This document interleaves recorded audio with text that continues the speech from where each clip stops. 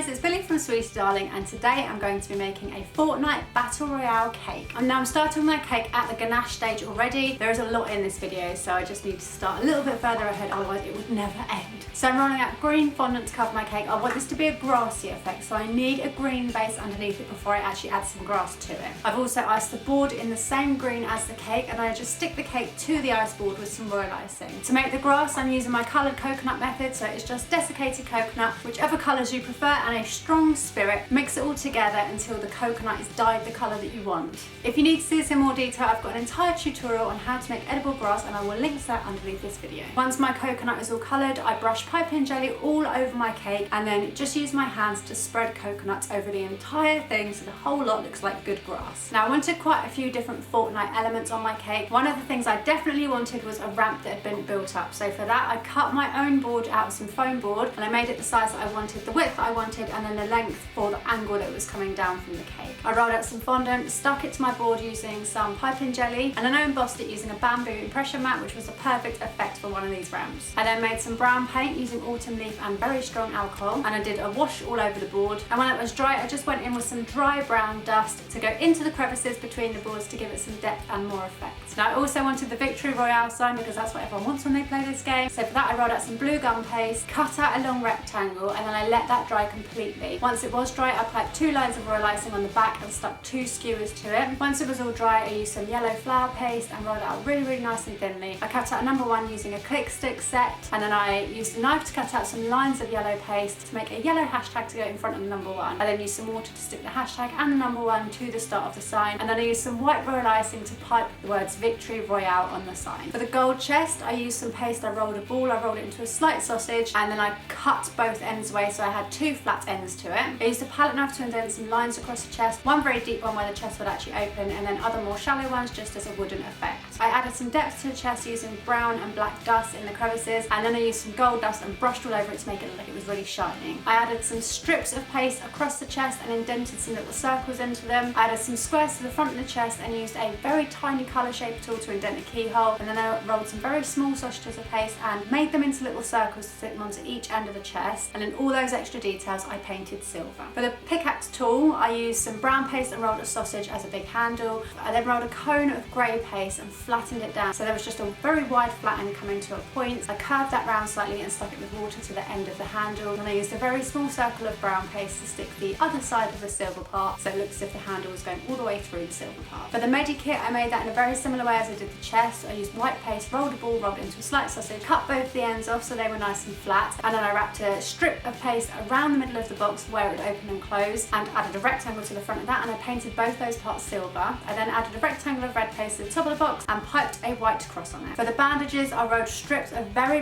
thin white gum paste, rolled them up like an actual bandage, and then wrapped a strip of red paste around them and piped a white cross onto those. Now for the gun and the rocket launcher I haven't got a set method for these at all. I googled the images and I just made the most basic shapes I could in order to make it look kind of like one of those guns. I did use cocktail sticks as support, so some of them I threaded all the pieces into a cocktail stick, some of them I just used tiny pieces of cocktail stick to actually hold the pieces in place. But with both guns I just, as I say, took the most basic shapes, indented some lines where it looked like there might have been some lines on there. I'm sorry I don't have a set method for this. This is not my forte, this kind of thing. I just don't know anything about guns at all, so when I look at a picture of it I don't actually know what I'm supposed to be doing, so I'd make a very cartoony version. But all I would say with that is just find a picture of the gun you want to make and then break it down into small pieces. Once it's all together you can work out what it's meant to be. For each of the guns though I made sure I did them in the relevant colours, and then I added some darker dust into the detail so it looked like the guns had a lot more to them. It's more cartoony and fun, it's more animated with a bit of shading in there. For the shield potion I used a ball of blue paste and then a disc of grey paste. I stuck the grey paste to the blue paste and painted the grey part silver. I then added some blue dust to the bottom and top part of the blue bottle so I gave it some depth and shading. For the floor trap my camera switched off for the beginning part of it, but I used some blue paste and cut out a square. I then used a smaller square cutter to just make an indentation just inside the large square. Again I used that same size small cutter to indent 2 lines in the middle of the square square, so they were crossing over. I then used the small end of a ball tool to indent 5 holes in each section of the square, and then I rolled a few very small little sharp points and stuck them randomly onto the track. Again, I used some blue dust here just to pick out the detail and add a bit of depth and animation to it. For the wood, I rolled a sausage of paste and cut out 3 lengths the same size. I stacked them together and stuck them with some water, and then I used a dry brush and some brown dust just to brush along and make it look a bit more wood-like. For the steel, I rolled out some grey paste. I cut out 2 rectangle sections and then a much thicker rectangle section, and I sandwiched all those together with the 2 thin parts on the outside. And for the brick, I just moulded a cuboid of brown paste in my hands and indented